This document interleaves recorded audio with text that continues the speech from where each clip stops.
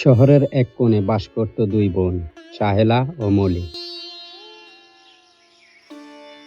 বড় বোন সাহেলা তার স্বামী আর ছোট ছেলেকে নিয়ে একটি বস্তির পাশে ভাঙা ঘরে সেলাইয়ের কাজ করে অতি কষ্টের জীবন চালাত।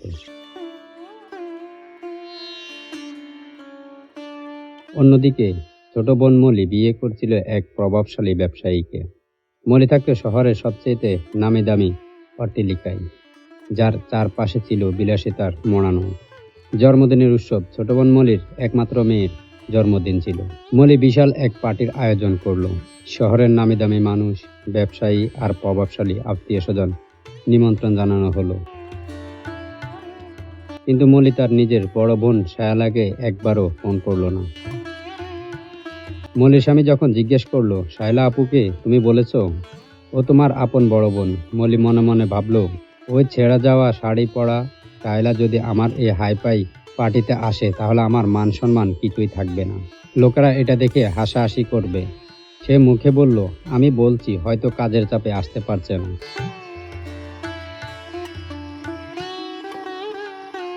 সাহেলার সরলতা ও অপমান পথ চলতি মানুষের মুখে সাহেলা শুনতে পেল তার ভাগ্নির জন্মদিন কথা। সে ভাবল, মলি নিশ্চয়ই খুব কাজে ব্যস্ত, তাই আমাকে বলতে ভুলে গেছে। বোন তো বনে হয়, নিমন্ত্রণ লাগে নাকি? সাহেলা তার জমানো সামান্য টাকা দিয়ে কিছু উইল কিনে পরম মমতায় একটি ছোট্ট ব্যাগে নেয়।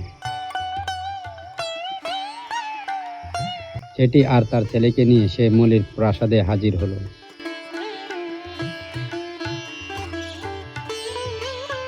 কিন্তু প্রাসাদে ঢুকতে মলি তাকে দেখে আঁতকে উঠল। সাহেলা সাধারণ পোশাক দেখে অতিথিরা কানাকষি শুরু করলো। মলি দ্রুত সাহেলাকে অন্ধকারের এক স্টোররুমে নিয়ে গেল। তুমি এখানে কেন এসেছো? আমি তো তোমাকে ডাকিনি। আমার ইজ্জত কি ধুলোয় মিশিয়ে দিতে চাও তুমি? এখানে যারা এসেছে তারা কোটিপতি। খবরদার, এখান থেকে বের হবে না। সবাই চলে গেলে পিছনের দরজা দিয়ে পালাবে। সাহেলার দু চোখ বেয়ে জল গড়িয়ে পড়ল। তার ছোট ছেলেটি ফিস ফিস করে বলল, মা, খালামণি আমাদের সাথে এমন করলো কেন? সাহেলা কোনো উত্তর দিতে পারল না। এক পর্যায়ে মলি তার বন্ধুদের কাছে সাহেলাকে তার পুরনো কাজের লোক বলে পরিচয় দিয়ে চরম অপমান করল। সাহেলা তার উপহারে ব্যাগটা মেঝেতে রেখে চোখের জল মুছতে মুছতে বেরিয়ে এলো।